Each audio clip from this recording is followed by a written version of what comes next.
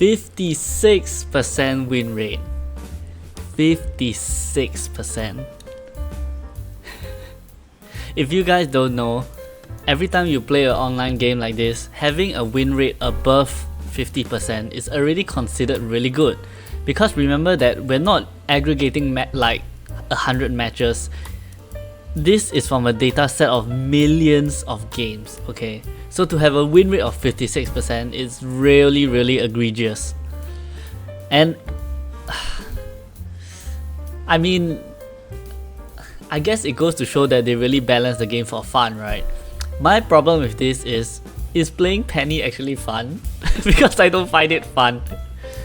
You kind of just lay your mines there, and then when people accidentally die to your mines, you get like a dopamine boost. I mean, you can always lay a trap and time your CC such that you stop them on top of that trap. But I really don't think that Peni is that fun to me. But anyway, let's look at Season 2.5's win rates. So today is 14th of June and the season came out, exactly 2 weeks ago. So, in first place, we have Peni Parker with 56% win rate. Let's check if this is consistent across all the ranks.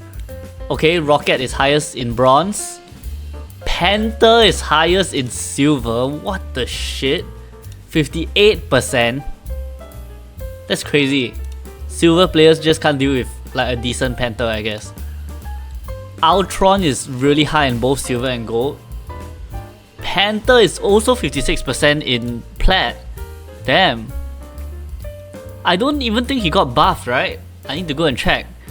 But last I remembered, Panther actually got nerfed. Like they nerfed the maximum bonus health that he can get from his resets. Diamond. Okay, Peni is taking over. Grandmaster, Peni, Celestial Peni, Eternity. Peni in second place, Human Torch in first place. One Above All. One Above All only has a few matches, by the way. I don't know why. Are there really so little people in One Above All matches? Or maybe it's just literally like a single one-trick player that picks Venom, you know? And he's like solo boosting the win rates. That probably sounds right. Anyway, so 56% win rates. Let's look at the tier list that this website has made. I didn't make this. The website made this. Probably based on the win rates of the champs also. Rocket. Okay, you know what's strange about the Rocket Peni team up? I did a poll in my recent video, and although the sample size of the poll isn't great, people think that Peni doesn't need a nerf. Like they think that Peni at 56% win rate is actually okay, and I find that really strange. Ultron Iron Man doesn't feel super oppressive unless your team refuses to switch to hit scan. In that case, it's basically like a instant win for the enemy team. Storm and Jeff. I'm kind of split on the Storm and Jeff team up. On one hand, you're using two ultimates to basically wipe at least half the enemy team. On the other hand, it's two ultimates. And having to run Jeff means most likely you'll need to run triple support. I think players are just starting to get how to play Jeff as a main healer or like a double healer on a double healer comp. But I don't really think it's that interesting either way. I do think that it's really bad for the game that Rocket has a high win percentage though. Because Rocket is a low skill hero, meaning anyone can play Rocket decently well. Yeah, and I don't think it's very good for the game if a low skill hero is the one of the top picks, basically. I mean, who are the other low skill heroes in the game? Scarlet Witch probably, where you can play her decently well without knowing much or having to aim much. Yeah, Squirrel Girl also down here, look, they're both C tier with pretty low win rates. I'm actually pretty shocked at Luna's win rate. I play a lot of Luna, by the way. Yeah, Luna is all the way down here at, look at this, 45% win rate. Hawkeye is also at 45% win rate.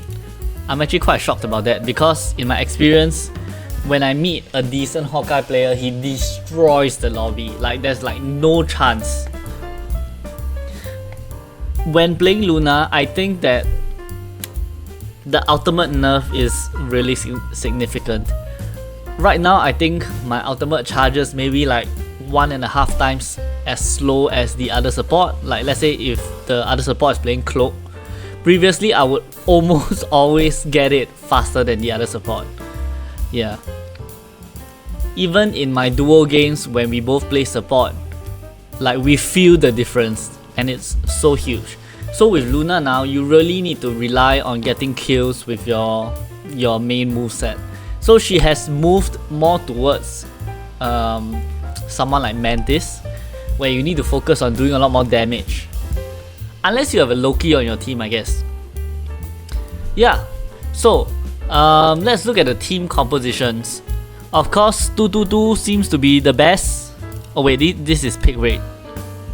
Okay, win rate 222 is still the highest. Let's check at silver. Okay, yes, 222 is good. Followed by 132. Surprising. Diamond, 222 is the best. Followed by 132. I'm guessing 132 is played so much. I mean, it's not even played so much, but I'm guessing it's the second highest because people just like playing duelist. How about Grandmaster? Still 222. Eternity?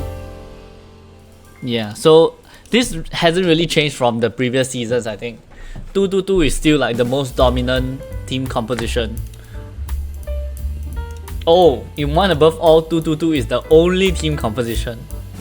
Dang, that's crazy. How can that be?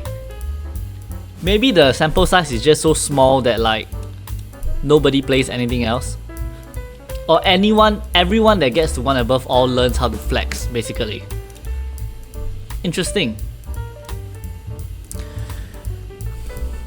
So when looking at this tier list, I'm quite shocked that Human Torch is so low. What is its win rate?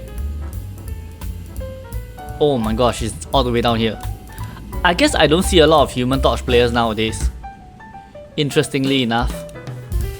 But how come when I go to, was it Eternity? Yeah, look, his highest win rate in Eternity with 400 matches. So I guess the better players really know how to abuse his kit. Yeah, but what do you guys think? I think this is a pretty short video just for me to kind of go through all the win rates. I don't really think that... I don't like that Peni is the top win rate, to be honest. I don't think her level of skill expression warrants being at the top, as sad as that sounds. And for it to be 57 win rate, 56% win rate, is really scary to me. I have to say that this does reflect my games though, because in my games nowadays I play few only, which means I look to get 222 on all my games, and 80% of the time I'm playing tank Vanguard, because nobody wants to play Vanguard anymore somehow. And yeah, every time I switch to Peni, one of the strategies just switches to Rocket and we kind of storm the game. Mostly because no one actively contests the nest, right? I think the reason why Peni was buffed so much is because the developers were expecting a flyer meta, and in a flyer meta her nest is completely useless, right? Because they literally fly over it, or they fly to the side and then they just beam the nest down, and then Peni can't do anything. Yeah, but turns out probably the flyer meta wasn't as strong as we expected, and it was only strong because people wanted to try Ultron. Yeah, I mean, I'm expecting a huge nerf incoming. I actually haven't seen the recent patch notes, but I'm expecting a huge nerf incoming on Peni. For Ultron, right? Ultron is the kind of character that if you don't kill him, he gets away with carrying the game. So you really need to focus down the flyers. I don't even think he's that bad without the Iron Man team up. Because if it's one flyer, sometimes the enemy team doesn't bother to switch. But if it's 2 or 3 flyers, most likely they will switch. That's the trend that I see. I've carried quite a lot of games with Ultron, and I ended up healing like maybe 90% of the other support, even though the other support is like a Cloak or a Luna, something like that. Yeah, and as usual, Mantis win rate is surprisingly high. I mean, I'm also a bit worried about the direction of Marvel Rivals. I don't know if it's because the game has been out for a while, but I do feel like it's getting more boring. Okay, the main reason is that the game has been out for a while. Compared to the original cast, all the new heroes have really boring movesets. The Thing's moveset is pretty normal. Ultron's moveset is pretty normal. Invisible Woman's moveset is pretty normal. The only one that's kind of special is Mr. Fantastic and the Human Torch. Because Mr. Fantastic, to play him well or to play him decently, you need to know how to rotate your abilities basically perfectly. And the Human Torch, he's a flyer with like a very specific zoning mechanic, so not a lot of people know how to play him well. I think this game they are too worried about putting out new characters that they are forgetting about the quality of the characters. Like, they really need more character designs like Black Panther and more character designs like Winter Soldier, where they have like that interesting minigame mechanic for players to kind of play around. Like, I think there needs to be a lot more depth to the new characters as people learn the game, so that people don't get bored of the game. I mean, in League of Legends, this led to like a power scaling problem, but I don't think Marvel Rivals should worry about that, especially if they're balancing for fun and not balancing for competitive play. Which is weird because they still seem to be balancing for competitive play, don't you think? Yeah, but anyway, these are my thoughts on the tier list and the win rates. Hey, let me know what you think, man. Yeah. Thanks for watching, guys. See you next time.